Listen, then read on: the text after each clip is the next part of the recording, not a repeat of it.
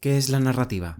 La narrativa es el discurso consciente o inconsciente que una persona crea acerca de uno o varios eventos ocurridos que dan una cierta coherencia a la realidad, a partir de sus experiencias previas, rasgos de personalidad y otros factores, haciendo una interpretación de esta.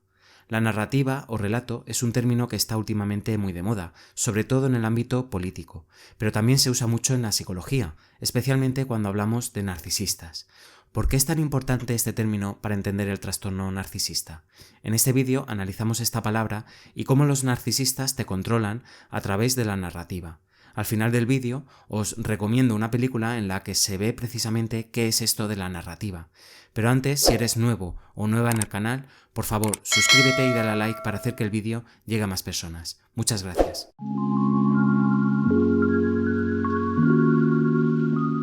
En primer lugar, es importante señalar que todos interpretamos el mundo en base a nuestras experiencias previas, rasgos de personalidad, carácter, etc.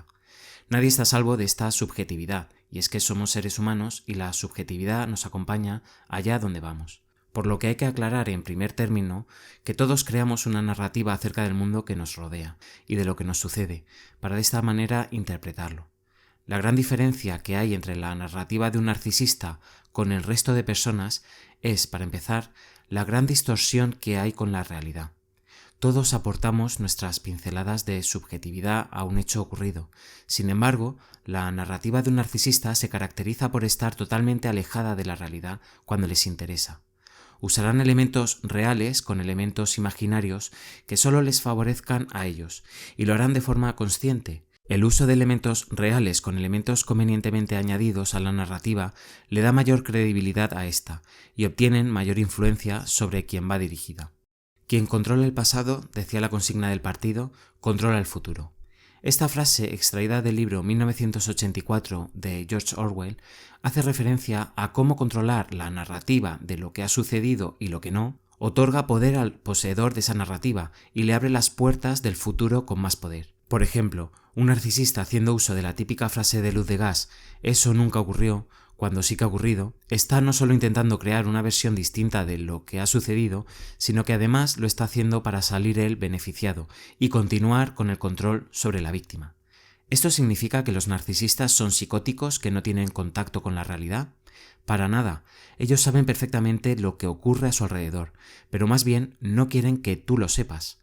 Para ello entretejerán historias variadas, muy variopintas, con multitud de detalles para darle mayor verosimilitud y repetirán una y otra vez el mensaje que quieren trasladarte, aunque sepan que es mentira.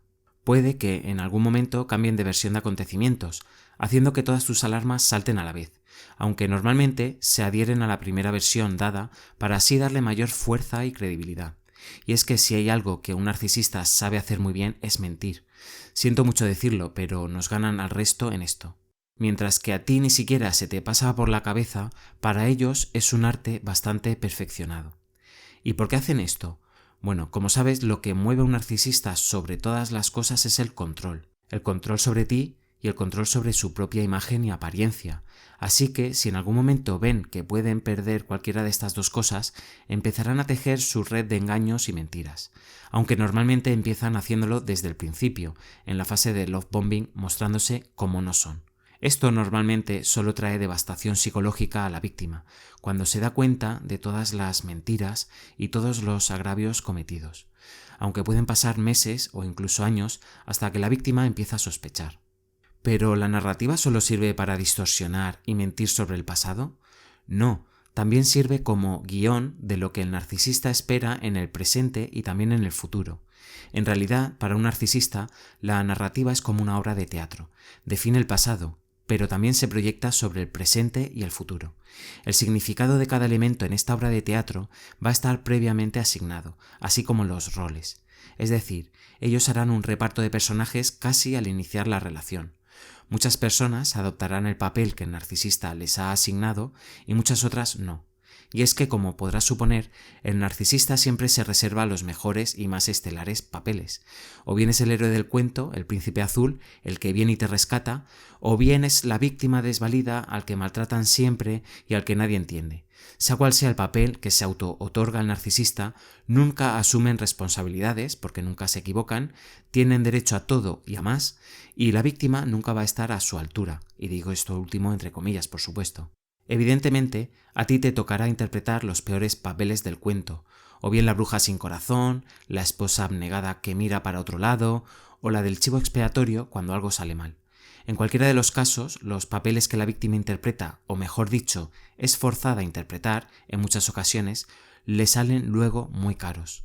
Muchas personas, en este punto, cuando se dan cuenta de la terrible manipulación a la que están siendo sometidas, deciden dar un paso al frente y abandonar, o mejor dicho, escapar de esa relación abusiva.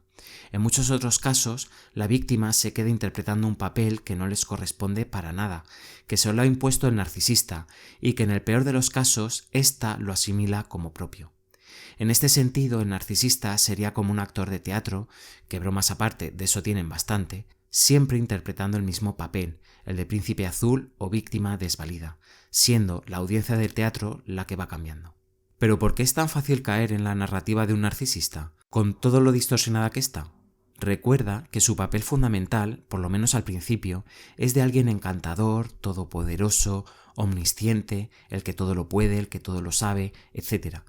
No olvidemos que los narcisistas poseen un gran carisma, por lo que no es muy raro ver cómo la gente que los conoce se suscribe enseguida a esa realidad, comprándoles enseguida esa narrativa distorsionada.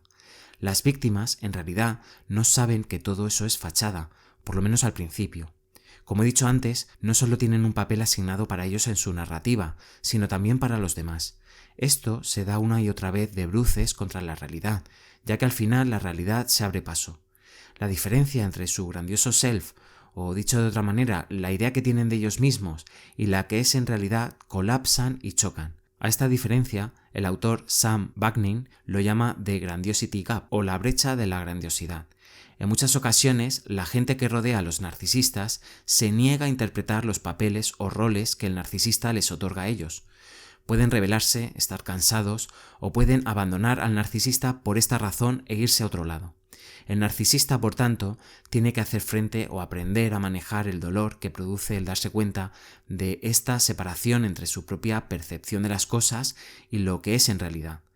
Para hacer frente a esto, negarán la realidad, filtrando y evitando toda incómoda verdad que contradiga su narrativa.